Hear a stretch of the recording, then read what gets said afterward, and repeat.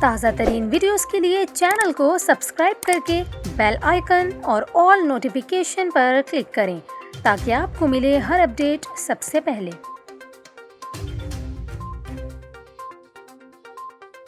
اور یہاں پر آپ کو خبر دیں، بڑھتی ہوئی مہنگائی میں کراچی کے بجلی صارفین کے لیے ایک اور بری خبر سامنے آ گئی کہ الیکٹرک صارفین کے لیے بجلی 51 پیسے مہنگی ہونے کا امکان ہے کہ الیکٹرک نے ماہانہ فیول پرائس ایڈجسٹمنٹ کی مد میں نیپرا میں درخواست دائر کر دی۔ نیپرا 8 نومبر کو سماعت کے بعد فیصلہ کرے گا۔ اس کے علاوہ ترجمان کے الیکٹرک کا اس حوالے سے کہنا ہے کہ یہ اضافہ حکومت کی جانب سے پورے ملک میں یکساں ٹیرف پالیسی کے تحت مانگا گیا ہے۔ اس حوالے سے وصولی کی مدت کا تعین نیپرا کی جانب سے اور اطلاع کا نوٹیفیکیشن حکومت کی جانب سے کیا جائے گا۔